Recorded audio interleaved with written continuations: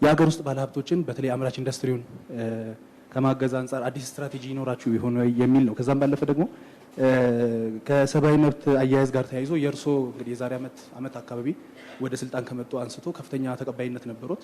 ከዛም በኋላ ተቀባይነቱ እየተሸረሸረ ነው የሚሉ ወገኖች አሉ። ለዛም እንደ መከራከሪያ የሚያቀርቡት የዲያስፖራ ትረስት ፈንድ ነው የተሰበሰበው ያው ይታወቃል ባለፉት ጊዜያት። ከዛም ባለፈ ደግሞ የሰብአዊ መብት አያያዙ እንደገና ተመልሶ ችግር ውስጥ እየገባ ነው የሚሉ አሉ። የእስርም ጉዳይ እንደዚህ የመሳሰሉ ነገሮች ይጠቀሳሉና ከህግ ማስከበር ጋር ተያይዞ መንግስት ቁርጠኛ መሆን አልቻለም የሚሉት ነገሮች አሉና እዚህ ላይ ምንድነው የእርሱ አስተያየት? አመሰግናለሁ። ሰላማዊት ከፋና ቴሌቪዥን። የመጀመሪያው ጥያቄ በኢህአዴግ አባል ድርጅቶች መካከል አሁን ላይ ያለው ፖለቲካዊ መግባባት በምን ደረጃ ላይ ነው ማለት እንችላለን? አንዳንድ መግለጫዎች በድርጅቶቹ መካከል ያለው ልዩነቶች እንዳሉ የሚነሳባቸው አሉና ይሄ ፖለቲካዊ ሁኔታ ምን ደረጃ ላይ ነው የሚለውን በመንግስት በኩል ይታያል። ሌላው የወጪ ንግድ አፈጻጸም አሁንም ድረስ በደካማነቱ የሚገለጽ ነውና ይህንን ዘርፍ ለማሻሻል እየተወሰዱ ያሉ የታቀዱ ነገሮች ምንድናቸው? በተለይ ዘርፉን ከግብርና ጋር ለማስተሳሰር ምን እየተሰራ ነው የሚለውን በዚሁ አያይዘው የኑሮ ውድነትንም እንደዚሁ በዜጎች ላይ ያለውን ጫና ለመቀነስ መንግስት ምን እየሰራ ነው የሚለው የሚገልጹልኝ። አመሰግናለሁ። ክቡር ጠቅላይ ሚኒስትር፣ ከኦቤን ሃይማኖት እባላለሁ። ሁለት ጥያቄዎች ነው ያለኝ። አንደኛው ጥያቄ ያው በችግኝ ተከላው ላይ ህብረተሰቡ በርብርብ ዘምቷልና በችግኙ እንደተተከለ እንዳይቀር እንዲያድግ ኮሚቴ ተዋቅሮ ሊሰራ ምን ተቋቁሟል የሚለው ነው። ሁለተኛው ጥያቄ ደግሞ ከሲዳማ የክልል ጥያቄ ጋር ተያይዞ ብዙ ወንጀሎች በዛ አካባቢ እየተበራከቱ ነውና ያ ደግሞ ወደ ሌሎች ክልሎች እንዳይዛመት ምን እልባት ሊሰጠው ታስቧል ነው? አመሰግናለሁ። እሺ፣ አመሰግናለሁ። ብሩክ አብዱ እባላለሁ ከሪፖርተር ጋዜጣ። የመጀመሪያ ጥያቄ ምርጫን ይመለከታል። የህዝብ ተወካዮች ምክር ቤት ባለፈው ምርጫውን በአንድ ዓመት ካራዘመ ወዲህ የተለያዩ ስራዎች የተሰሩ የምርጫ ዝግጅት የተደረገ እንዳለ ይገለጻል። ሆኖም ግን በተለያዩ የሀገሪቱ ክፍሎች ላይ እየታዩ ያሉ አዳዲስ ግጭቶችና ብጥብጦች ከዛ በተጨማሪ ደግሞ እየተሻሻለ ያለው የምርጫ ህጉ ላይ የተቃዋሚ ፓርቲዎች አንቀበልም የሚሉ አስተያየቶችን እያመጡ ነውና በምርጫ ቦርድም ላይ አዲስ የተአማኒነትና የገለልተኝነት ጥያቄ የተነሳበት ነውና አሁን አገሪቱ ባለችበት አቋም ቀጣዩ ምርጫ ማካሄድ ትችላለች ወይ? እየተደረጉ ያሉ ዝግጅቶችስ ይህንን ምርጫ ለማካሄድ ብቁ ያደርጉናል ወይ እንደ ሀገር የሚለው አንደኛው ጥያቄ ነው። ሌላው ደግሞ ያው እርስዎ የሚመሩት ፓርቲ ኢህአዴግ በ11ኛ ጉባኤ ላይ በወሰነው መሰረት ውህድና አንድ ፓርቲ ለመሆን እየተሰራ ነው ያለውና ይሄ በምክር ቤቱ አማካኝነት እየተጠናና ወደ ውሳኔም ለመሄድ እየተሰራበት እንዳለ ይነገራል። ይሄ ያለበት ደረጃ ምን እንደሆነ እስካሁን ድረስ አልተገለጸም። ምን ደረጃ ላይ ያለው? ከዛ በተጨማሪ ደግሞ ይሄን የመዋሃድ ሂደት ሙሉ በሙሉ የማይቀበሉት ከኢህአዴግ አባል ፓርቲዎች ሁሉ ሙሉ በሙሉ የማይቀበሉት አሉ ይባላልና እሱንስ እንዴት ነው ትሪት የሚያደርገው? መቼ ነው? እንዴት ነው ውህደት ውስጥ የሚደረገው የሚለው ነው። አመሰግናለሁ። በጣም የተነሱን ጥያቄዎች እንደየባህሪያቸው ለመመለስ ሞክራለሁ። የመጀመሪያው የፖለቲካ ጥያቄ በኢህአዴግ ውስጥ ያሉ ድርጊቶች ስምምነት ወደ ውህደት የመምጣት እና አጠቃላይ የኢህአዴግ ፖለቲካ ጤንነት ምን ይመስላል የሚለውን ለማንሳት እንግዲህ ሀሳቡ በስፋት የሚነሳው ከቅርብ ጊዜ ወዲህ ቲፒኤልኤፍ እና አዴፓ በመግለጫ መነጋገር ከጀመሩ በኋላ ወዴት እያመራን ነው የሚል ስጋት በስፋት እንደሚነሳ እኔም አውቃለሁ። አንድ የፖለቲካ ፓርቲ ማንኛውንም አክሽን ሲወስድ እንደ መስፈርት መያዝ ያለበት ሁለት መሰረታዊ ነገሮች አሉ። የመጀመሪያው ፖለቲካል ሞራሊቲ ነው፣ የፖለቲካል እሴት ነው። ይህንን አክሽን በመውሰዴ ይህንን ነገር በመናገሬ ከፖለቲካል እሴት አንጻር ምን ጥፋት ምን ልማት ሊያመጣ ይችላል ብሎ ማሰብ ይጠበቅበታል። ሁለተኛው አውትካም ነው። ከዛ ድርጊት በኋላ በውጤት ደረጃ ምንድነው ያስገኘልኝ ብሎ ማሰብ የእያንዳንዱ ፖለቲካ ፓርቲ ስራ ይሆናል። የቲፒኤልኤፍ መግለጫ የቲፒኤልኤፍ ድርጊት እና የቲፒኤልኤፍ ማንኛውም እንቅስቃሴ ለትግራይ ህዝብ ከሚያስገኝ ጥቅም አንጻር ከዚያም አልፎ ለኢትዮጵያ ህዝብ ከሚያስገኘው ጥቅም አንጻር ይመዘናል። አዴፓ የሚያወጣቸው ማንኛውም መግለጫዎች ለአማራ ህዝብ የሚያስገኘው ጥቅም ከዚያም አልፎ ለመላው ኢትዮጵያ ህዝብ የሚያስገኘው ጥቅም ይመዘናል። ከዚህ አንጻር የመግለጫ ምልልሱን ራሱን አስችሎ ማየት ይኖርብናል። ምን ፋይዳ አለው የሚለው እንደ ባህሪ ግን ብዙ አዲስ ባህሪ አይደለም። አዴፓና ቲፒኤልኤፍ በመግለጫና በይፋ ይነጋገሩ እንጂ ከዚህ በባሰ በዝርዝር እና በጣም ጠንከር ባለ መንገድ በመድረኮቻችን ነጋገር ነበር ከዚህ ቀደም። አሁን አጠቃላይ የፖለቲካ አውዱ መቀየር ጋር ተያይዞ በይፋ ማንኛውም ነገር መነገር ከመጀመሩ ጋር ተያይዞ በመግለጫ ልክ መጥቷል። መግለጫ መሆኑን ምን ፋይዳ አለው ምን ፋይዳ የለውም የሚለውን ከማንሳቴ በፊት ቲፒኤልኤፍ ከአዴፓ ጋር አዴፓ ከኦዲፒ ጋር የሚሰራው ለራሱ ሲል ነው። እያንዳንዱ የፖለቲካ ፓርቲ የራሱ ዓላማ፣ የራሱ ፍላጎት፣ የራሱ መሻት አለ። ያን ፍላጎቱን ያን ሐሳቡን ለማሳካት አጋር ሊሆነው የሚችል ሐሳቡን ተጋርቶ ወደፊት የሚያደርገውን ጉዞ ድጋፍ ሊሰጠው የሚችል አጋር ይፈልጋል። ለዚህ ቲፒኤልኤፍ እና አዴፓ ከዚያ በፊት ሄደን በኢትዮጵያ ውስጥ ካሉ ፓርቲዎች ሁሉ በላይ በትብብር በወንድማማችነት ስሜት ለረጅም ዓመታት አብረው ታግለዋል። እነዚህ ኃይሎች የታገሉበት ዋና ዓላማ ለህዝባቸው ልማት፣ ለህዝባቸው ሰላም፣ ለህዝባቸው ዲሞክራሲን ለማምጣት ነው። ይህ ዓላማ በተሟላ መንገድ በሁለቱም ህዝቦች ላይ አልተሳካም።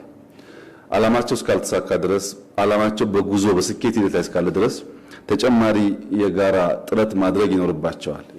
ተጨማሪ ጥረት ሲያደርጉ ግን በየመሃሉ ንትርክ አይፈጠርም ማለት አይደለም። እንኳን ፖለቲካ ውስጥ በየትኛውም መስኩ ስንሳተፍ እንደዚህ አይነት ንትርኮች ያጋጥማሉ። እነዚህ ንትርኮች በሰለጠነ መንገድ በንግግር በውይይት እየፈቱ መሄድ ያስፈልጋል። አንዳንዴ የፖለቲካ ፓርቲዎች ንግግሮቻቸውን ደብቀው ይነጋገራሉ።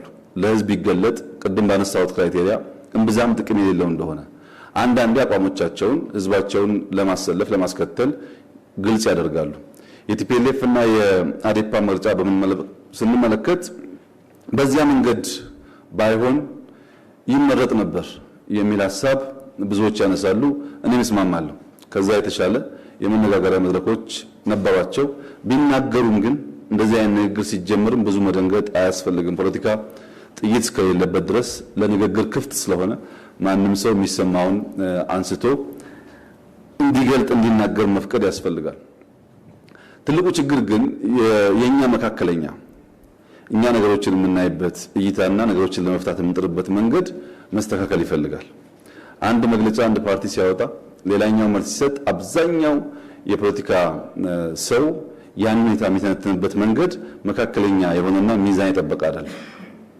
በቲፒኤልኤፍ እና በአዴፓ መካከል የነበረውን የመግለጫ ምልልስ እንዴት እንፍታው ብሎ መፍትሄ አምጪ መንገድ ነው ማሰብ የሚያስፈልገው።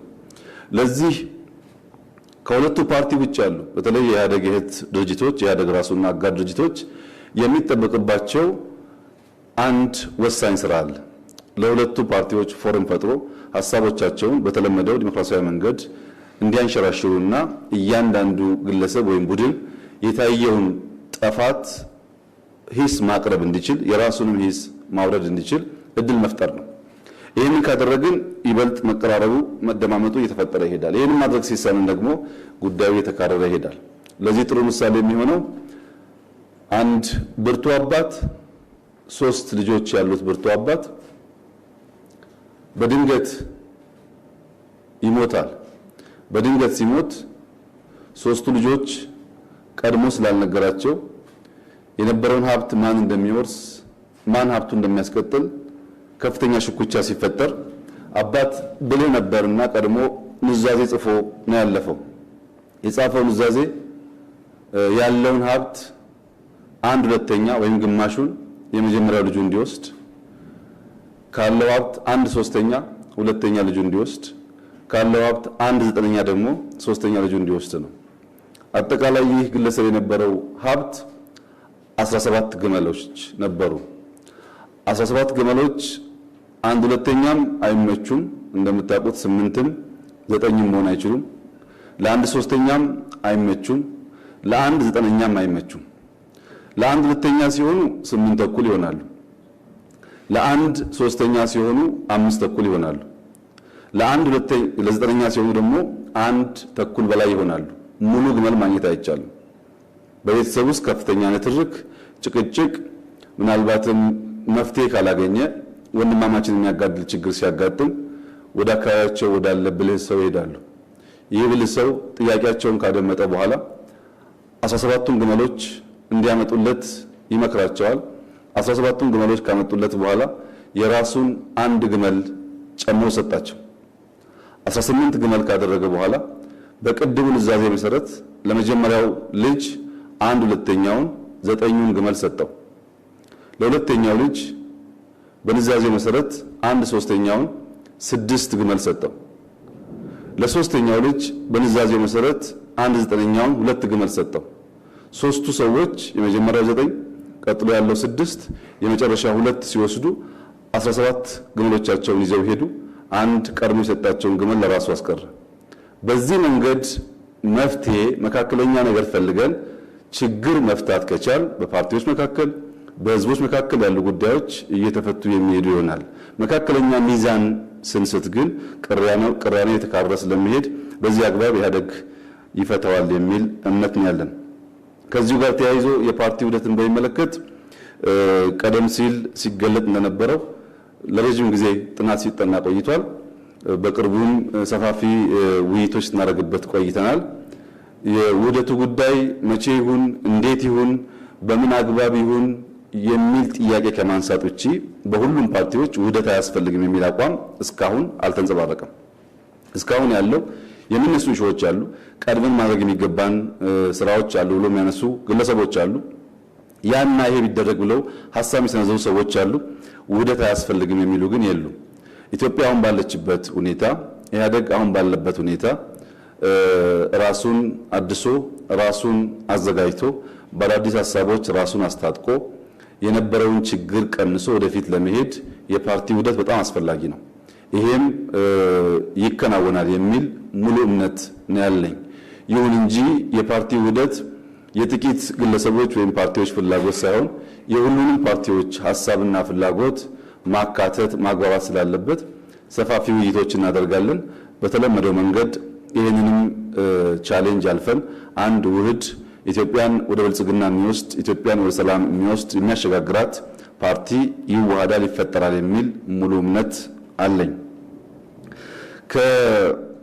ከፓርቲ ከኢህአዴግ ጉዳይ ውጪ ከሰብአዊ መብት ጋር እና ከተቀባይነት ጋር ተያይዞ የተነሳው የተለየ ተቀባይነት እንደነበረኝ አሁን ደግሞ የተቀባይነት ማነስ እንዳለ ለመግለጥ የሚሞከረው ሁለቱም በመረጃ በዳታ ላይ ተመሰረተ አይደለም። መጀመሪያም ተቀባይነት ሲባል ማን ዳታ ሰብስቦ ነው ተቀባይነት እያለ ያለው? አሁን ደግሞ ማን ዳታ ሰብስቦ ነው ተቀባይነት የለም እያለ የሚለው ጉዳይ ያከራክራል። የሆነ ሆኖ እኔም የለውጥ አጠቃላይ በለውጥ ሐሳብ ሀገር እየመራ ያለው ድርጅትና ስብስብ ከነበረው አቋም በሰብአዊ መብትም ይሁን በማንኛውም ጉዳይ ከነበረው አቋም የተቀየረ ነገር የለም።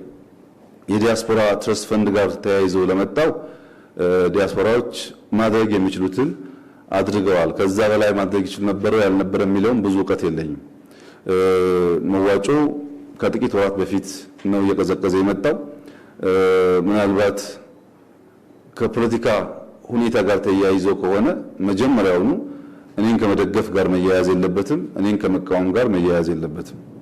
የትኛውም ሀገር ዲያስፖራ እንዳደረገው በጋራ ሆኖ በጣም ትንሿን ነገር በመደገፍ የሀገራቸውን ልማት ማፋጠን አንድ፣ አሊያም ደግሞ በኢንቨስትመንት መልክ ሰብሰብ አድርገው ገንዘባቸውን ኢንቨስት ማድረግ ወደፊትም ይጠበቃል። ማንም መንግስት ሲመጣ ይሄንን ማድረግ ከዲያስፖራ የሚጠበቅ ነገር ነው። እኔን ሲደግፉኝ የሚያዋጡ እኔን ሲቃወሙኝ የማያዋጡ ከሆነ ያ ብር ወደ እኔ ኪስ የሚገባ ነው ማለት ነው። ብሩ ለእኔ የሚሰጥ አይደለም፣ ለእኔ ድጋፍ የሚውል አይደለም። አንድ ሃይ ስኩል ቢሰሩ የሚያግዙት ድሃውን የኢትዮጵያ ሕዝብ ነው። ከተቀባይነት ጋር ትስስር የለም። ተቀባይነት አለ የለም የሚለው ወደፊት በተግባር ማየቱ ይሻል ይመስለኛል። ሰብአዊ መብት አያያዝ ጋር ተያይዞ አዲስ ነገር የለም። ሰብአዊ መብት አያያዝ ጋር ምንም ከነበረን አቋም የተዛነፈ የተለየ ነገር እየተካሄደ አይደለም። አሁንም ጨለማ ቤት የለም። አሁንም ጥፍር አይነቀልም። አሁንም ሰው አይገረፍም። በህግ አግባብ ይያዛል፣ በህግ አግባብ ይፈታል። ሰብአዊ መብት ላይ የጀመርነውን የዲሞክራሲ አውድ የማስፋት ነገር ከማስፋትና ከማዘመን ውጪ ወደ ኋላ የተመለሰ ነገር እና ብንፈትሸው የሚያስብል ነገር የለም። የህግ ማስከበርን በሚመለከት ህግ መከበር አለበት ብለው ጥያቄ የሚያነሱ ሰዎች አሉ። ነገር ግን ህግ ማስከበር ቂም ከመበቀል ጋር ተለያይቶ መቀመጥ አለበት። ሁሉም ሰው እዛ ማዶ ያለውን ወንጀለኛ ነው ህግ አልተከበረም የሚለው እንጂ የራሱን ወንጀለኛ አጋልጦ ለመስጠት ብዙም ብርቱ የሆነ ከባቢ የለም። የማይፈልገውን ሰው ለማስጠየቅና ለማሳሰር ሲል ነው የህግ የበላይነት የሚነሳው። በዚህ ጉዳይ እኛ ዳተኛ የመሰልንበት ዋናው ምክንያት ራቅ ብለው በግልጽ ከሚናገሩ ከሚቃወሙ በላይ በአካባቢያችን ሆኖ በየዕለቱ ስራቸውን በትክክል ባለመስራት አደናቃፊ ነገሮች በመፍጠር ለውጡ በሚጠበቀው ስፒድ እንዳይጓዝ የሚያደርጉ በጣም በርካታ ሰዎች አሉ። ይህን ሁሉ ህግ ማስከበር ብንል ኢትዮጵያ ውስጥ ምናልባት በቅርቡ የተከልናቸው ችግኞች ካልሆኑ አብዛኛው ሰው ታሳሪ ነው የሚሆነው። አብዛኛው ሰው ተከሳሽ ስለሆነ ይሄኛው ያኛውን ይከሳል፣ ያኛው ይሄን ይከሳል፣ ወንጀለኛ የለም የሚል እሳቤ የለም። እንደዚህ አይነት የችግር ወቅት ዳተኛ ቢመሰልም በአስተውሎት ማለፍ ስለሚያስፈልግ አብዛኛውን ነገር ትከሻችንን ሰፋ አድርገን ለመሸከም እንሞክራለን። ነገር ግን ቤዚክ ፕሪንሲፕሎች እንደተጠበቁ የሚቀጥሉ ይሆናል። ምርጫ ጋር ተያይዞ ህጉ ተቀባይነት አላገኘም የሚለው ብዙ መረጃ የለኝም። ህጉ ማሳተፍ የሚገባውን ሁሉን ኃይል አሳትፎ ነው እየተዘጋጀ ያለው። ሲመጣም ረቂቁ በርካታ ምሁራን ከምርጫ ቦርድ ጋር ሆነው ያዘጋጁት ነው። እንደ ሌሎች ህጎች በመንግስት ሙያተኞች ብቻ የተዘጋጀ ህግ አይደለም። ከዚያም በኋላ ሰፋፊ ውይይቶች ተካሂደውበታል። አሁንም ፓርላማ ላይ ውይይት እየተካሄደበት ነው የሚገኘው። ከቀደመው ሁለቱንም የተቋሙንም ማቋቋሚያ አዋጅ የምርጫውንም ህግ ደምሮ ከያዘው ህግ በብዙ መልኩ የሚሻል ህግ ነው። አልቀበልም የሚል ኃይል መኖሩ እርግጠኛ አይደለም። ግን ህግ አልቀበልም ማለት አይቻልም። ህግ አውጪው አካል ህግ ካወጣ ህጉ ብትስማማም ባትስማማም በዛ ህግ ስር መገዛት የግድ ነው የሚሆነው። እንደዛ አይነት ሳይመኖሩን በደንብ ባላቅም ካለም ግን ህግ አልቀበልም ህግ እቀበላለሁ ተብሎ ተመርጦ የምትቀበለውን ህግ የምትኖርበት የማትቀበለውን ህግ ደግሞ የማትኖርበት አይነት አሰራር እምብዛም አይኖርም። ምርጫን በሚመለከት ይካሄዳል ወይ አይካሄድም የሚል ሰፋፊ ሐሳቦች ሲነሱ ይደመጣል። የኢህአዴግ ስራ አስፈጻሚ ከአንድ ወር ተኩል በፊት በነበረው ውይይት ዘርዘር ያለ ሰነድ አዘጋጅቶ በጽሁፍ ተወያይቶበታል። ምርጫውን በሚመለከት ምርጫ አስፈላጊነቱ፣ ህጋዊነቱ፣ በወቅቱ መደረጉ ያለው ጥቅምና ጉዳት በሚመለከት ዝርዝር ውይይት አካሂደናል። በውይይታችን ብቻ ሳይሆን በተግባራችንም እንዳሳየነው ምርጫ አይደረግ የሚል እንድምታ አልነበረንም። ምርጫ አይደረግ የሚል ሐሳብ ቢኖረን እስካሁን ከተደረጉ የምርጫ ዘመኖች በሙሉ ተደምሮ የሚሻል በጀት ለምርጫ ቦርድ ማቅረብ ባላስፈለገ ነበር። ዘንድሮ ያዝነው በጀት 5 ወቅት ከዚህ ቀደም ካደረግናቸው የምርጫ በጀቶች ይበልጣል። ምርጫ ቦርድ የህግ ማሻሻያ የህግ ሪፎርም ሲያነሳ በፍጥነት ህግ ማሻሻል ባላስፈለገ ነበር። የምርጫ ቦርድ አባላት እናንተም እንዳያችሁት ሙሉ በሙሉ በሚባል ደረጃ የተቃዋሚ ፓርቲዎችን ሐሳብ ኢንተርቴን ለማድረግ ተሞክሯል ቦርድ ሲቋቋም። ነገር ግን ምርጫን በሚመለከት መራዘም አለበት ብለው የሚያስቡ ሰዎች እና ምርጫ መደረግ አለበት ብለው የሚያስቡ ሰዎች ሁለቱም ወገኖች የራሳቸው እውነት አላቸው። ምርጫ መደረግ አለበት የሚሉት ህገ መንግስታዊ ነው፣ ህግ በማሻሻል በየጊዜው ምርጫ የተመረጠው አካል ሞዲፋይ የሚያደርገው መሆን የለበትም ብለው ያስባሉ። በሌላ ወገን ምርጫ ለይስሙላ ተደረገ ለማለት የሚደረግ ሳይሆን ፕሮሰሱ በሁሉም ወገኖች የሚታመንና በኢትዮጵያ የምንፈልገውን ህዝባዊ ቅቡልነት ያለው መንግስት ለማምጣት ሽግግሩን እውን ማድረግ የሚችል መሆን አለበት ብለው የሚያስቡ ኃይሎች አሉ። ሁለቱም ኃይሎች ከሚያነሱበት ፐርስፔክቲቭ እውነት አላቸው። እኛ ያየንበት መንገድ ምርጫው ይሸጋገር ሲባል አንዳንድ ተንታኞች ወይም አንዳንድ ሐሳብ አመንጪዎች መንግስት ምርጫውን ቢያራዝም ኢሌጂቲሜት ይሆናል፣ ጠቅላይ ሚኒስትሩ እንዴት ይሆናሉ ብሎ የሚያስብ ሰው የምርጫ ማራዘም ህግ በውል ካለመገንዘብ የሚነሳ ነው። ምርጫ የሚራዘም ከሆነ የጠቅላይ ሚኒስትሩ እድሜ አይደለም የሚያራዝመው። በኔ ካቢኔ ውስጥ ግማሽ ያህሉ የፓርላማ አባል ተመራጭ አይደሉም። ምርጫ ማራዘም ማለት ተመርጦ ፓርላማ ያለው ህግ አውጪ በ5 ዓመት መጨረስ ሲገባው 6፣ 7፣ 8 ወይም 10 ይሁን ብሎ ህገ መንግስት ማሻሻል ማለት ነው። ህገ መንግስቱ ይህን አንቀጽ ማሻሻል ግልጽ አሰራር አለው። መሳተፍ የሚገባቸው የክልል ቁጥሮች የሁለቱ ምክር ቤት አባላት ተሳትፈው ያችን አርቲክል ሞዲፋይ አድርገው አሻሽለው ለ2 ዓመት፣ 3 ዓመት፣ 5 ዓመት ይራዘም ካሉ ፓርላማው ህጋዊ ፓርላማ ነው። ያ ህጋዊ ፓርላማ የራሱን አስፈጻሚ ያቋቁማል ማለት ነው። አሁን ያለው ጠቅላይ ሚኒስትር ወይም የራሱ ጠቅላይ ሚኒስትር ያቋቁምና መንግስት ይሆናሉ። ብዙዎቹ ግን ምርጫ መራዘምን የሚያስቡ ከጠቅላይ ሚኒስትር ወይም ከአስፈጻሚው ጋር ነው። በቀጥታ አስፈጻሚ የሚመለከት ጉዳይ አይደለም። ማራዘም ይቻላል። ያራዘሙ ሀገሮችም አሉ። 2-3 ሀገራት ምርጫን ለተርም አራዝመው የሰሩ ፓርላማ አባላት አሉ። ፓርላማ አባላት ብቻ አይደሉም። ፕሬዝዳንቶች የምርጫ ዘመን ህገ መንግስት አሻሽለው በርካታ አፍሪካ ሀገር ውስጥ ህጋዊ ሆነው አገር እየመሩ ያሉ አሉ። ህገ መንግስት አሻሽሎ አርቲክል አሻሽሎ ህጋዊ መንግስት መሆን ይቻላል። የማይቻል አብስትራክት ሐሳብ አይደለም። ችግሩ ግን ምንድነው? እናራዝም የሚሉ ሰዎች 2-3 ዓመት አራዝመን የተሻለ ዴሞክራሲያዊ ምርጫ እንፍጠር የሚል እንድምታ ያለው ሐሳብ ነው። እኛ ደግሞ የምናነሳው አሁን ባለን ኤክስፒሪየንስ የሚቻል እንኳን ቢሆን 2-3 ዓመት ብናራዝመው ጊዜውን ኢትዮጵያ ውስጥ ምርጫን ካለምንም እንከን ማስፈጸም የሚችል ተቋም አቲቲዩድ ሌጋል ፍሬምወርክ ፈጥረን እንከን አልባ ምርጫ ለማድረግ እንችላለን ወይ? የኛ ተቋም መፍጠር ልምምድ ያን አያመላክትም። ለዚህ ብለን ህገ መንግስት ወደ ማሻሻል የራስን የፓርላማ ቆይታ ወደ ማራዘም ከምንሄድ በወቅቱ ብናደርግ ይሻላል የሚል ሐሳብ ኢህአዴግ በጥቅሉ የነበረው ሐሳብ ነው። ልዩነት ያለን እንደ ከዚህ ቀደሙ ምርጫው ይካሄዳል ወይም አይካሄድም ብሎ ኢህአዴግ አይወስንም። እንደ ፓርቲ እኛ ምርጫው በጊዜው ቢደረግ ብለን በበጀትም በድጋፍም ከምርጫ ቦርድ ጎን በመቆም ስራችን ይሰራል ነው። ለምርጫም እየተዘጋጀን ነው።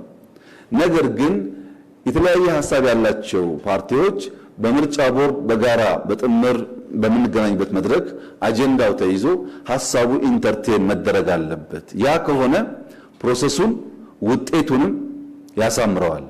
ይሁን ህገ መንግስታዊ መደረግ አለበት ብለን ብዙዎች ሳይቀበሉት እንዲደረግ ብንወስን ከውይይት ውጭ ብንወስን ፕሮሰሱን ያበላሽብናል። እንቁላል 2 ጊዜ ልደቷ ይባላል። አንድም ዶሮ አንድም እንቁላል ስትል አሊያም ጫጩቱ ሲጣል ነው። ምርጫም 2 ልደት ነው ያለው። አንዱም ፕሮሰሱ ነው፣ ሁለተኛም አውትካሙ ነው። ፕሮሰስ ተበላሽቶ አውትካም ይስተካከል አይችልም። ፕሮሰሱ አሳማኝ፣ ሁሉም የሚቀበለው ነፃ፣ ዴሞክራሲያዊ ቢያንስ መራጩ ህዝብ የኔ ድምጽ አልተጭበረበረም ብሎ የሚያምንበት ከሆነና ከምርጫ በኋላ በምርጫ ምክንያት ሰው የማይሞት ሰው የማይቆስል ከሆነ ምርጫው ስኬታማ ዲሞክራሲን ያመጣል።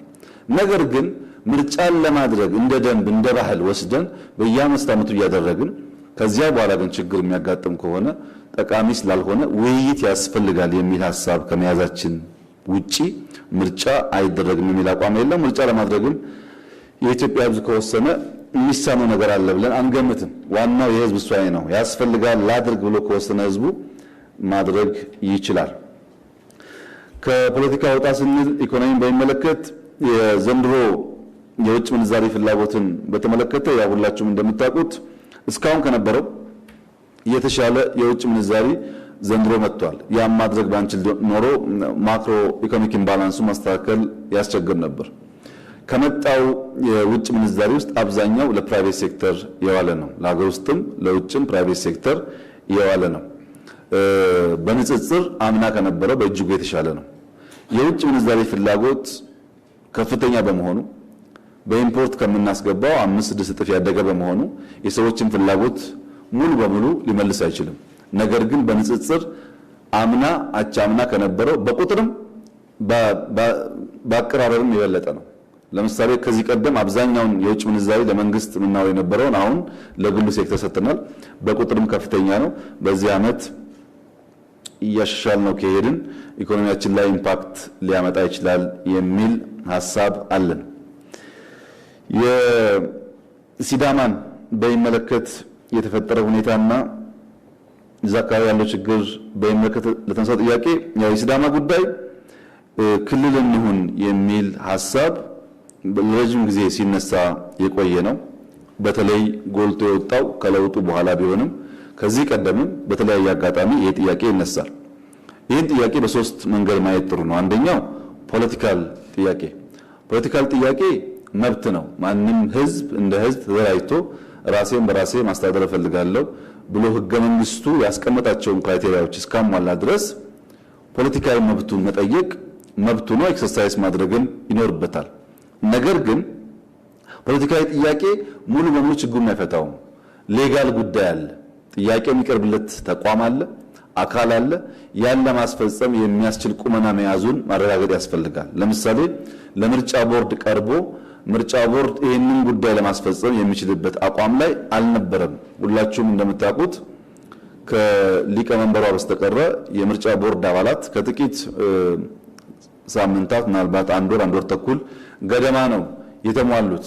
ተቋሙ ራሱን እያደረጀ ስለነበረ ያልደረጀ ተቋም ዘላቂ የሆነ ችግር በሚፈታ መንገድ የህዝብን ጥያቄ መመለስ ይቸገራል። ሶስተኛው አድሚኒስትሬቲቭ ነው። አንድ ክልል በርካታ ህዝቦች አቅፎ የነበረ ክልል በሚወጣበት ሰዓት የሀብት ክፍል ጉዳይ፣ የሰላም ጉዳይ አብሮ መታየት ያለባቸው በርካታ ጉዳዮች አሉ። እነዚህንም አሳስሮ ማየት ስለሚያስፈልግ ውይይት ስናደርግ ቆይተናል። ደህዴን ተወያይቶ አማራጭ ያለውን ሐሳብ አቅርቧል። ምናልባት በቅርቡ የኢህአዴግ ስራ አስፈጻሚ በዚህ ጉዳይ ይወያያል። የምርጫ ቦርድ ባስቀመጠው መሰረት ህግን ተከትሎ የሚፈጸም ይሆናል። ነገር ግን እንደዚህ አይነት ጉዳይ ሁሉም ህዝቦች ማሰብ የሚኖርባቸው አንድ ክልል ብቻውን በመቆሙ ወይም ከሌሎች ወገኖቹ ጋር በጋራ በመሆኑ ምን ያገኛል፣ ምን ያጣል እንደ ህዝብ የሚለውን ከፖለቲካል ትርፍ ውጪ ያለውን ሐሳብ በዝርዝር ማየት ጠቃሚ ነው። የሲዳማ ህዝብ ክልል ሆኖ ሲወጣ ሲዳማ ውስጥ ያለ ችግር በሙሉ በአንድ ጀንበር የሚፈታና የሚቀረፍ የሚመስለው ሰው ካለ ተሳስቷል። ያ በመሆኑ የሚያገኘው ነገር የተለየ ጥቅም የለም።